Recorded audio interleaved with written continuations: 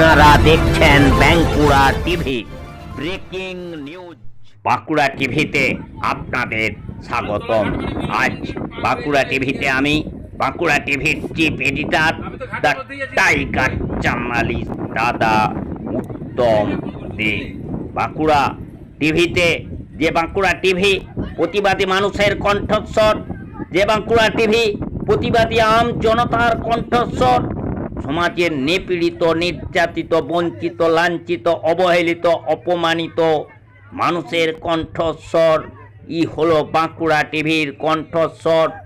যে বাঁকুড়া টিভি চোখে চোখ রেখে কথা বলে, যে বাঁকুড়া টিভি কোনো চোখ রাঙানিকে ভয় পায় না, যে বাঁকুড়া টিভি মেরুদণ্ড সোজা রেখে আম জনতার অসুবিধার কথা তুলে ধরে আধিকারিকদের চোখে আঙ্গুল দিয়ে সেই অসুবিধার কথা দেখিয়ে সমাধান করার চেষ্টা করে। যে বাঁকুড়া টিভি টাকার বিনিময়ে মেরুদণ্ড বিক্রি করে না, যে বাঁকুড়া টিভি অন্যান্য মিনমিনে টিভি চ্যানেলগুলি এবং মিনমিনে ইউটিউবারগুলির মতো খবরের ভয় দেখিয়ে টাকার দালালি করে না, সেই বাঁকুড়া টিভিতে তুলে ধরছি ফারাক্কার একটি গুরুত্বপূর্ণ ব্রেকিং নিউজ। ফারাক্কার তালতলা ফেরিঘাটে চরম অনিয়ম, ফলে দুর্নীতির রমরমা, নীরব প্রশাসন। এটাই এই পশ্চিমবঙ্গ যে সরকার, যে তৃণমূল সরকার, মমতা সরকার, ডাকাত সরকার, তাদের কাজই হলো এই তোলাবাজি করা, ডাকাতি করা, চুরি করা, অনিয়ম করা। তারই একটি গুরুত্বপূর্ণ খবর এই তৃণমূল সরকারের, এই মমতা সরকারের চুরির খবর, তোলাবাজির খবর আপনারা দেখতে থাকুন। সেই ফারাক্কার তালতলা ফেরিঘাটে যেখানে চলছে চরম অনিয়ম, যেখানে চলছে তৃণমূলের নেতারা করছে লুঠের রাজ চালাচ্ছে, এবং সেই যে দুর্নীতি রমরমা এবং সেখানকার যে প্রশাসন নীরব, তার কারণ এই ফারাক্কার প্রশাসন মমতার, ডাকাত মমতা ব্যানার্জির, ডাকাত মমতা সরকারের, এই ডাকাত তৃণমূল সরকারের চটি চাটা প্রশাসন। যে প্রশাসনের কোনো ধার নেই, যে প্রশাসনের কোনো মেরুদণ্ড নেই, যে প্রশাসনের এই দুর্নীতি বন্ধ করার কোনো বুকের পাটা নেই। সেই খবর দেখতে থাকুন একমাত্র প্রতিবাদী চ্যানেল বাঁকুড়া টিভির পর্দায়।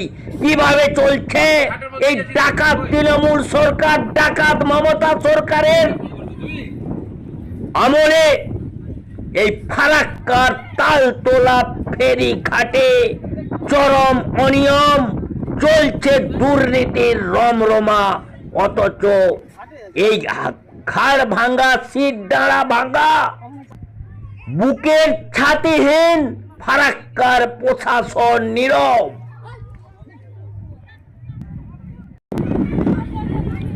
তালতলা ঘাট মানে মিলন মন্দিরের পার হয়ে যেটা এইদিকে, হ্যাঁ? আমি তো ঘাটের মধ্যেই আছি। তো ওই দেখে ফোন করছো তুই?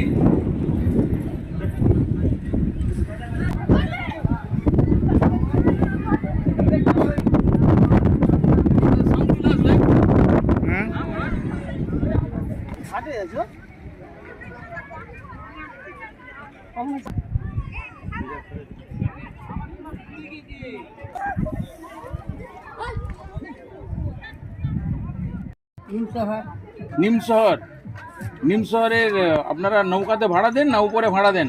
নৌকা ভাড়া দিবেন বাচ্চা করে, আর ওই ইয়াতে দিলে 20 টাকা, এই 12 টাকা, 40 টাকা, 10 টাকা করে টাকা লিখে 20 টাকা। নৌকা বার মাঝি বটতলা। আপনার বাড়ি বল্লালপুর? আমার বাড়ি হলো যে পোখরিয়া আমি বালাক করি জোরপুকুরিয়া থেকে ওটা দিয়ে তো শুকনো রাস্তায় আছে, রাস্তা দিয়ে তো সোজা। ওইটা চলে আসছি এখানে। ও নৌকাতে ভালো লাগছে নাকি? কি করবো, ওটাও ধরে নিচ্ছি, যাও ধরে নিচ্ছি। এখন তো রাস্তায় শুকনো রাস্তায় টোটো ফোটো হয়ে গেছে। ও টোটো ঢুকলাম পাইলাম না। ও বাইরে গাড়ি খোঁজে, কিছু দেয় না, কিচ্ছু দেয় না আমাদেরকে। এত জন্য যাই নেমে যাবো, ও পয়সা নিয়ে নিলে চলে গেল। কিন্তু এই যে পয়সা ওরা কিচ্ছু দেয় না আমাদের। কি নাম আপনার মাসি? হ্যাঁ, কি নাম? আমার রঞ্জন মন্দির। 8-10টা। আপনাদের নৌকা কোথায় থেকে কোথায় পর্যন্ত যায়? শ্রীঘর মানে প্রায় উদুয়া কাছাকাছি নাকি? শ্রীঘর মানে উদুয়ার পেছনে। কিরকম ভাড়া নেন আপনারা? 20 টাকা থেকে 50 টাকা, মানে শ্রীঘর 50 টাকা, আর ধরুন নিমশহর 20 টাকা, মানে সর্বনিম্ন 20 টাকা। 50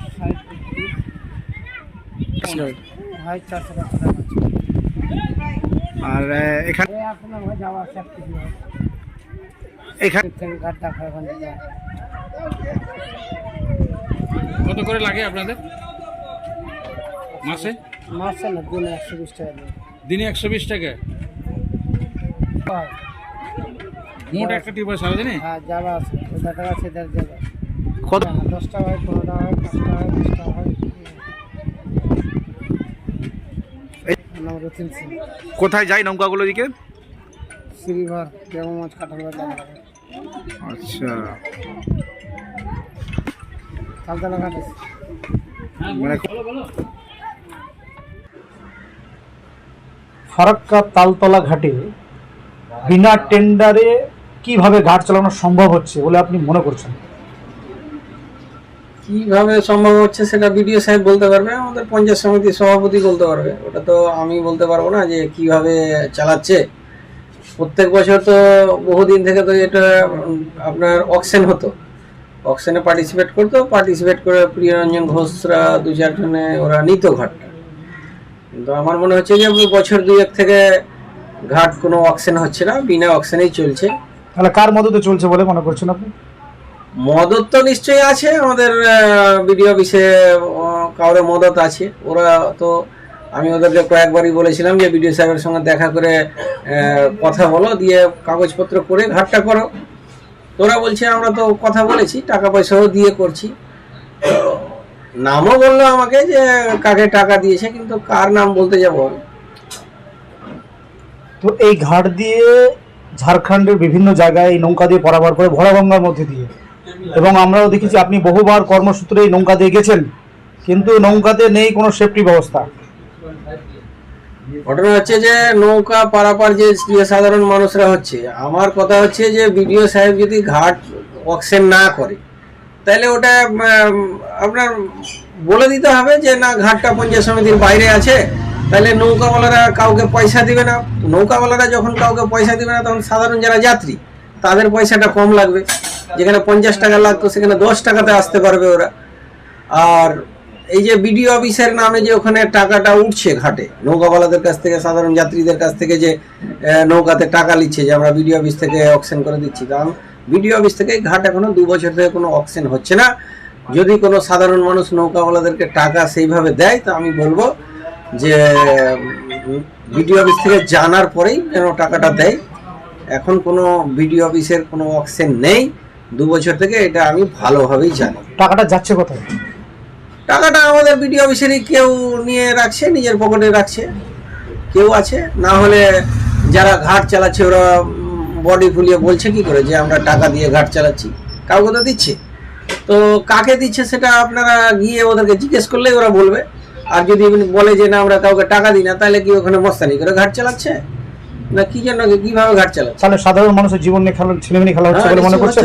হচ্ছে তো। তাহলে আপনার পরবর্তী পদক্ষেপ কি নেবেন মনে করছেন? আমি বিডিও সাহেবকে অনেকবার বলেছি, আমি সভাপতিকেও বলেছি, আমি পূর্ত কর্মাধ্যক্ষ রফিকুল আলমকেও বলেছি যে ঘাটটা অকশন করো। তো ওরা কেউ কর্ণপাত এটাতে করছে না, কর্ণপাতই করতে চাইছে না। আমি গত বছর থেকেই বলছি, কিন্তু কোনো কিছু বুঝতে পারছি না কি ব্যাপার আছে, ভিতরের ব্যাপার আছে, করছি নিশ্চয়ই কিছু ভিতরের ব্যাপার আছে, না হলে কেন কর্ণপাত করবে না? এত বড় একটা ঘাট এখন হাজার হাজার লোকের যাতায়াত, এদিকে আপনার শ্রীঘর থেকে শিকারপুর, নিমতলা, ডিয়ার ফরেস্ট সমস্ত লোকজনের যাতায়াতের একমাত্র রাস্তা হচ্ছে ওই জলপথ, নৌকা দিয়ে আসা। আর সেই রাস্তার উপরে এই ধরনের বেনিয়ম অনিয়ম করবে, আর প্রশাসনকে বারবার বলেও কোনো কর্ণপাত করছে না। কেন করছে না সেটা আপনি বিডিও সাহেবের সভাপতির সঙ্গে আলোচনা করলেই বুঝতে পারবেন। কিন্তু ব্যক্তিগত ব্যাপার, কেন দিতে রাজি না, তো বিডিও সাহেব যদি উত্তর দিতে রাজি না থাকে তাহলে ঘাটটা পঞ্চায়েত সমিতির পক্ষ থেকে একটা নোটিশ করে বলে দিলে হয় যে আমাদের পঞ্চায়েত সমিতির মধ্যে এই ঘাট নেই। তাইলে ওখানকার যাত্রীরা তাহলে ওই পঞ্চায়েত সমিতির নামে টাকাগুলো দিবে না নৌকাওয়ালাদেরকে, আর নৌকাওয়ালারাও দিবে না কাউকে যে পঞ্চায়েত সমিতির কোথাও টাকা লাগছে। তাহলে ফালতু ফালতু টাকাটা অনিয়মে যাবে কেন, আর এত টাকা যাত্রীরা দিবেই কেন নৌকাওয়ালাদের? এড়িয়ে যাচ্ছে, আমাদের পঞ্চায়েত সমিতিও এড়িয়ে যাচ্ছে ব্যাপারটা। এটা তো পঞ্চায়েত সমিতির মধ্যেই পড়ে। পঞ্চায়েত সমিতি যদি বিডিও সাহেবকে বলে তো বিডিও সাহেব নিশ্চয়ই করবে। তো বিডিও সাহেবের এখানে আমি দোষ কি করে দিব? পঞ্চায়েত সমিতিকে কোনো রকম কোনো রেজুলেশন নিয়ে বলেছে বিডিও সাহেবকে যে ঘাটটা করতে হবে? কি কোনোদিন বলেছে যে বিডিও সাহেব করছে না তো ডিএম সাহেবকে জানিয়েছে পঞ্চায়েত সমিতি? তো জানাবার কথা বারবার বলা সত্ত্বেও তো জানাচ্ছে না। তার মধ্যে নিশ্চয়ই কিছু ব্যাপার আছে ভিতরে।